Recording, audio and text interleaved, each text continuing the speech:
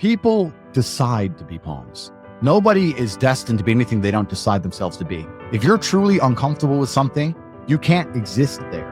When I was a pawn, I did my job to the best of my ability, but let's change it. When I was a brokey, I knew I was a brokey. Trust me, I knew very well I was a brokey. My life reflected it, as did my bank balance. But I was uncomfortable in it to a position where I couldn't sleep at night. I had sleepless nights just laying there thinking, how the fuck are people buying Ferraris? I can't pay rent. This doesn't make sense. I have to escape.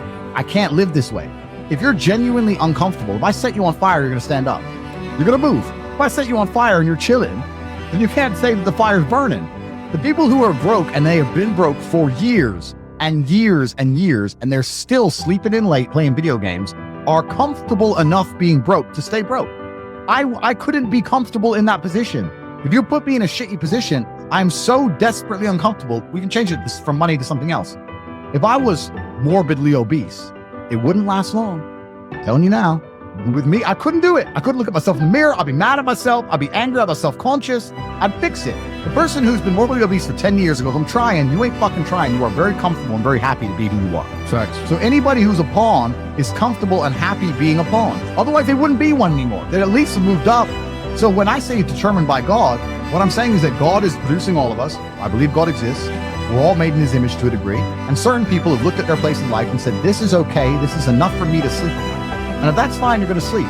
But if you were like me, if you're looking at your bitch going, she's a 7, my car ain't shit, apartment's small, I know I'm better than this. I have to find a way to escape.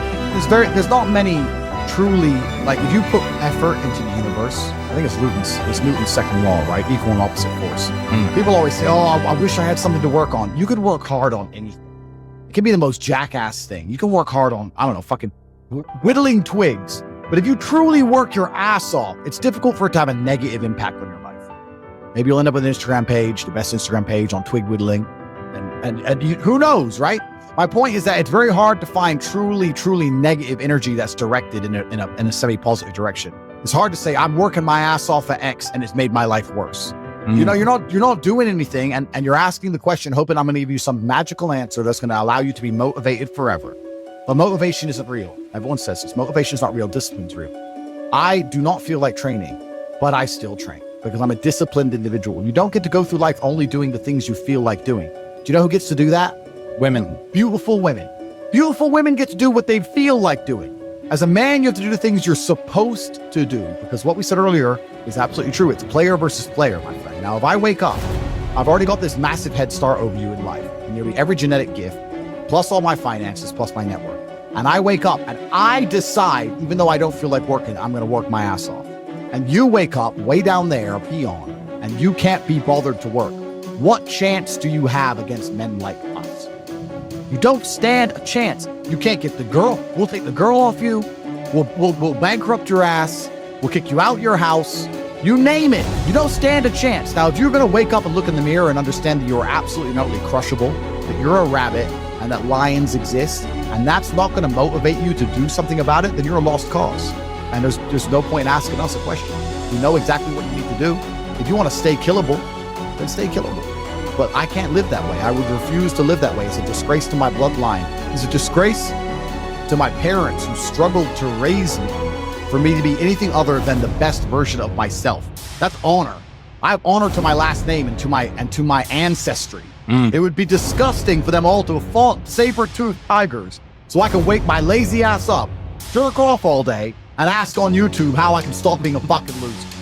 You understand where I'm coming from? No, 100%. So this is down to you, my friend. And listen, you may feel fired up for 10 minutes after this little talk. You're not going to feel fired up forever. You need to put systems in place. You need to get disciplined. And like Justin says, you need to get a sphere of people around you who are going to keep you accountable and not make it easy for you to continue to be a fucking nobody. And then you're going to fix your life.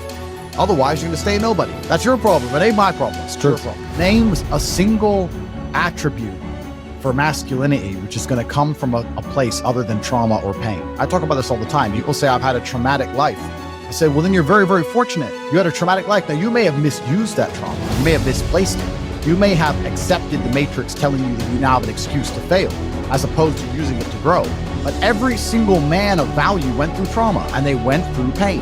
It's going to be painful to get strong, painful to get rich, painful to become important, It's going to be painful to become good with women. Your heart's going to get broken a bunch of times. You have to be prepared for the pain. If you're not ready for pain, you're never going to be in that matters. So Justin just absolutely and utterly nailed it. My kickboxing coach used to say to me, I used to come in the gym, say, what do you hate the most? And I say, I hate running. I say, okay, you're going running. I say, why? He goes, because whatever you hate is what you need.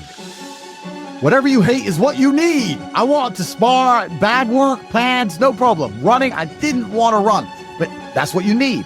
And that's what life's about. You're not going to be able to go through life avoiding pain and also becoming a man of quality. You're going to have to be that guy who's been through so much shit that he can wake up and go, this ain't nothing. This ain't nothing compared to back then. This ain't nothing compared to that time. You know, and if you're not going to be that guy, then you're going to always suffer the consequences of not being that guy. There's pain to become important, and there's pain in not being important. So you have to make a choice. So I think Justin absolutely nailed it. I think his answer is even better than mine could be. You need to find something you're afraid of, find something that could hurt you, and go do it. And that's one of the great things about being young, right? You're basically superhuman. I don't like negative energy being directed at me. Let me tell you a secret of the universe. Negative energy is real and it's very, very sticky.